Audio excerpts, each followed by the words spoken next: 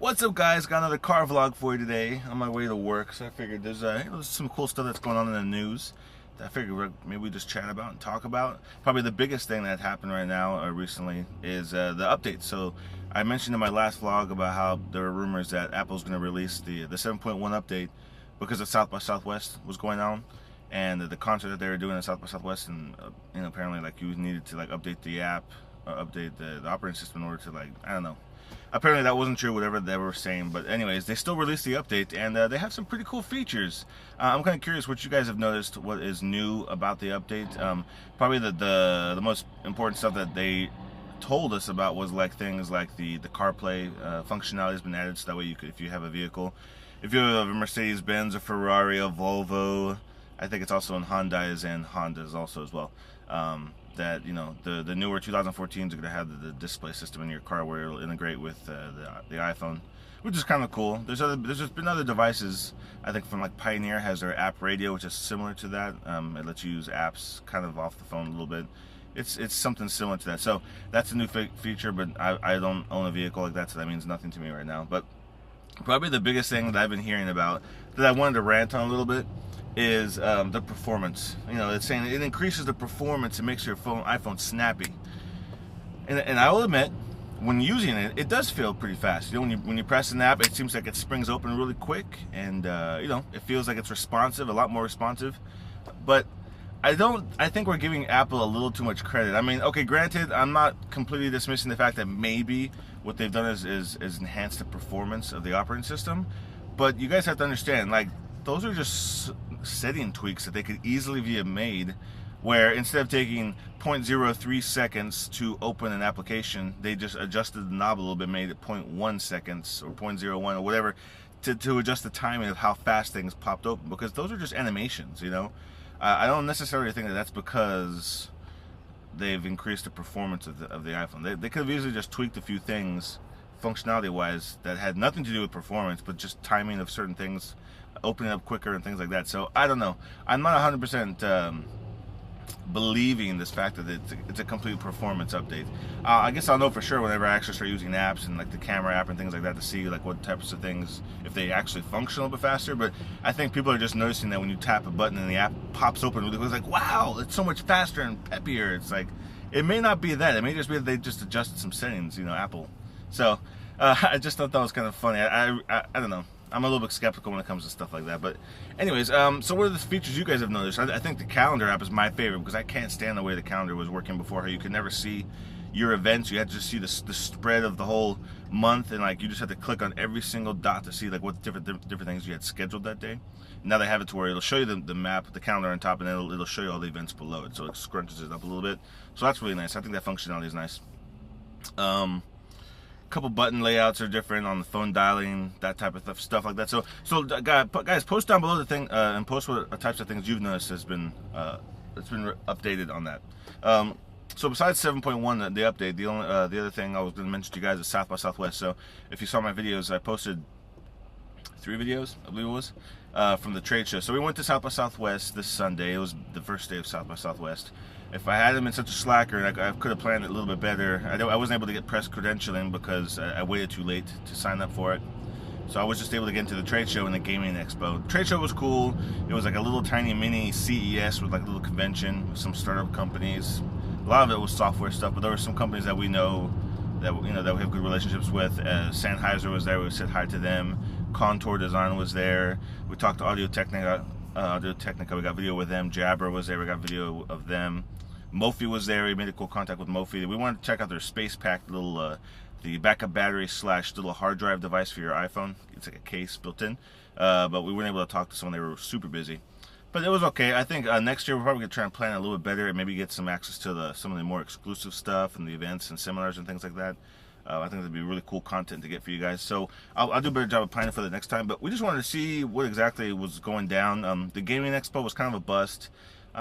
It was mostly independent game stuff. There was like a little gaming competition, like a live competition that was going on. World of Warcraft, I think it was. World of Warcraft.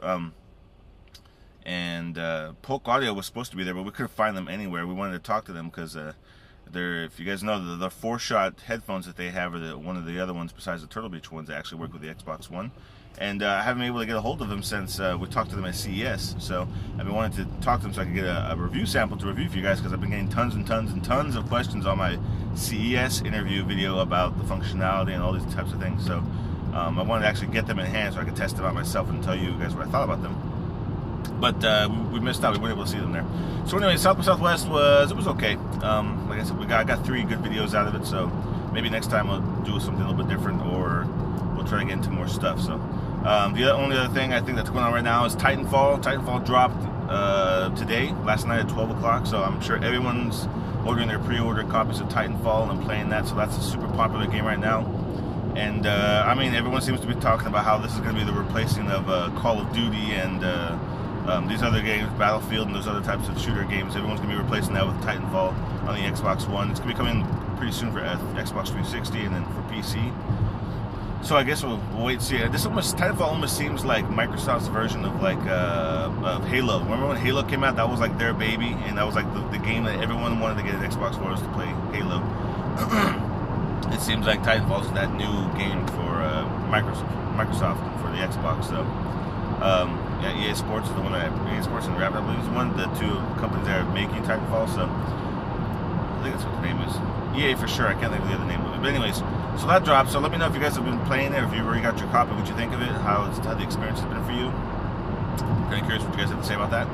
And that's pretty much it. I did my review. I'm going to do my review of the Turtle Beach Titanfall Special Edition Atlas headset. Just got that in. I did the unboxing. The unboxing did really good. I've been getting tons of views on the unboxing, so I need to get that review up. My experience with it has been really good so far. They're really comfortable to play in. Surprisingly comfortable, actually. The build quality is okay, mostly plastic and things like that, but the sound quality is really good. So anyways, I'm going to do a detailed review of that, and I'll be doing that very soon this week. I promise I'm going to get that done this week. And I'm going to be reviewing the wide-angle lens. I mentioned that last week, but I already recorded the audio for it. I just need to do the video, and I'll be putting that up on my my YouTube channel this week as well. And yeah, so that's pretty much what's going on today. And I don't think there's any other news I missed. There was another concept video for the iPhone 6. I think it was called the iPhone Air. And I'm going to put that on Geekster Labs. If you guys want to check it out, go to geeksterlabs.com and I'll have the video on there. Pretty cool concept. More or less, it just looks like the way the iPad Air looks. It has that kind of like beveled edge to it. The back of it's not round like the iPad Air, but the bevel of it's a little bit different. And it looks like it has like a glass back, and it's the 4.7 screen, I believe, or maybe a little bit larger. So I'm sure we'll be seeing more of these concept videos popping up as we get closer to September. I'm kind of just interested to see like what Apple's going to do, but of course we'll have to wait. So, oh, the other thing I was going to mention to you guys, I got to play with the Samsung S5 at South by Southwest.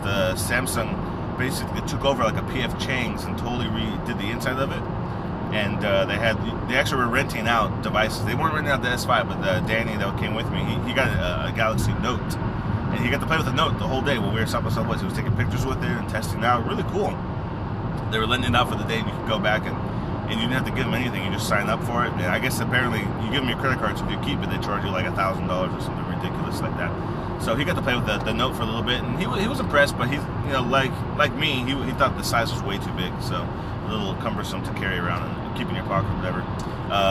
But while we were there, I got to see the S5. I wish I could have gotten video. It was really dark in there, and I'm not sure if we were allowed to film in there. They seemed kind of, I don't know, they were acting kind of weird about it. So I wasn't able to film it, but they were talking to me about it a little bit. It looks a lot like the S4. There's a couple functionality things that look a little bit different from the S4. The power save is probably the biggest one, where you can, like, if you have 10% of battery life, they said, if you engage power save mode, I believe that's what it's called, you can have a whole day worth of power left on the phone. It basically takes the screen, makes it black and white. You can assign 6 applications that you want to use during that time, like your messages, text messages, phone calling, that kind of thing.